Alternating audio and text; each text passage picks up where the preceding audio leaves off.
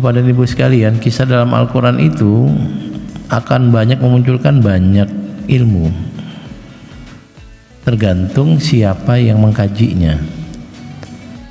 Kita pernah mendiskusikan bahwa dalam surat Yusuf ada manajemen keuangan, yaitu ketika ada orang yang penghasilannya meningkat, lalu yang dianjurkan dalam surat Yusuf ada fadharuhu fi sumbulihi illa qalilan mimma ta'kulun.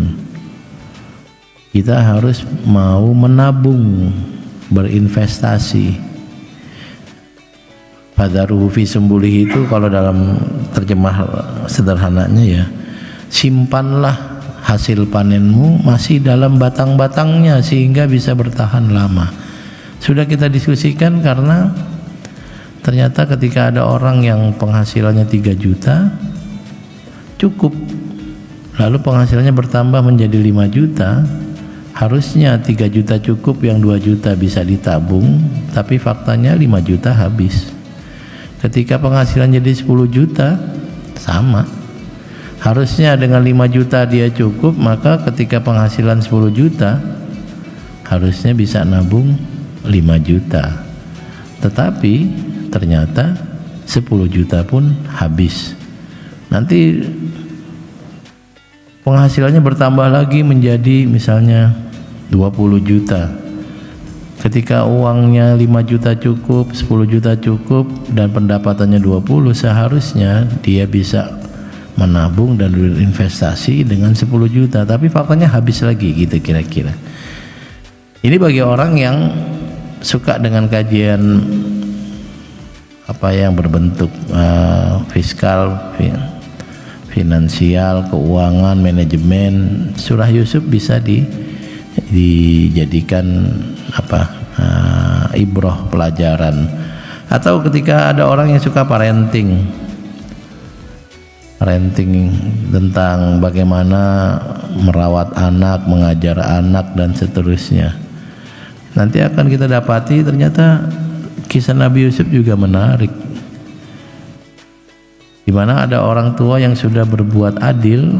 Bapaknya Nabi Yusuf itu sudah adil, memperlakukan anaknya sama, tetapi satu anaknya terlalu menonjol, dan ketika anaknya ini terlalu menonjol, mendapatkan banyak highlight, banyak perhatian, muncul kecemburuan. Dan nampaknya kita perlu memikirkan ini, jangan sampai kemudian anak-anak kita ada kecemburuan, dan ketika terakumulasi bisa melakukan hal-hal yang ekstrim buruknya. Baik, hari ini kita akan mengkaji tipu daya yang ada atau dikisahkan dalam surat Yusuf. Ada 4 tipu daya yang saya tahu ya. Nanti kalau Bapak bisa baca dan mendapatkan lebih, alhamdulillah, tapi yang saya dapat 4. Ketika mendiskusikan tipu daya, Pak, tipu daya itu strategi kita untuk mendapatkan yang kita inginkan atau menggapai target, ya. Itu perspektifnya sebenarnya netral, Pak. Netral dalam artian tidak melulu negatif dan tidak melulu buruk.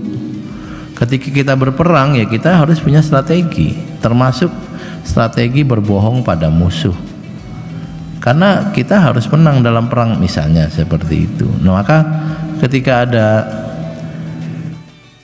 ayat-ayat yang memuat tipu daya dalam surat Yusuf, jangan dipahami bahwa kita diajarkan jahat, bukan. Tapi ada 2 hal, Pak, setidaknya yang bisa kita ambil. Yang pertama, kita menjadi tahu bahwa hidup itu tidak semua orang baik, dan ketika ada orang yang jahat, dia akan melakukan tipu daya.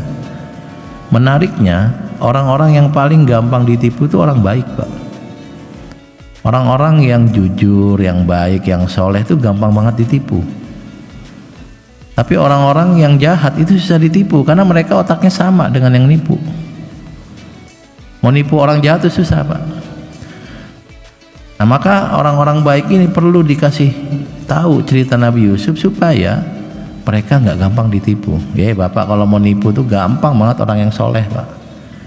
Karena orang soleh itu nganggap orang lain semuanya soleh, sehingga dia nggak curiga bahwa dia akan dijahati atau ditipu. Nah dari kisah Nabi Yusuf kita tahu, oh ternyata hidup itu tidak seperti Teletubbies. Teletubbies kalau kita tahu bertemu, berpelukan, tidak ada konflik, nggak ada musuh dan seterusnya, sehingga kemudian damai-damai saja. Ternyata tidak seperti itu. Dan orang yang akan melakukan tipu daya bisa jadi adalah orang yang sangat kita percaya dan orang yang sangat dekat dengan kita. Sebab kalau kita nggak kenal, susah nipunya. Orang gampang nipu kalau sudah kenal, orang gampang nipu kalau sudah dekat. Kalau baru ngelihat orangnya nggak kenal namanya, nggak bisa ditipu. Jadi kita punya ibroh atau pelajaran, hati-hati. Orang soleh akan sangat mudah ditipu. Nah ini ada beberapa contoh. Jadi mungkin salah satu hikmahnya kenapa ada kisah tipu daya dalam surah Yusuf ya, supaya Bapak Ibu yang baik-baik ini, yang soleh-solehah ini tidak gampang tertipu. Yang kedua, bahwa ternyata tipu daya, strategi itu bukan hal yang buruk dalam perspektif agama. Ketika kita punya sesuatu target yang besar, yang ada maslahatnya, ya kita harus mengupayakan. Dan kita tidak bisa berjalan lurus gitu dengan harapan tidak ada kendala. Maka yang perlu kita siapkan ya, nanti kalau ada kendala gimana? Nah muncullah strategi-strategi, termasuk ketika ada hambatan dari orang yang jahat, ya kita tahu caranya untuk melewati hambatan itu.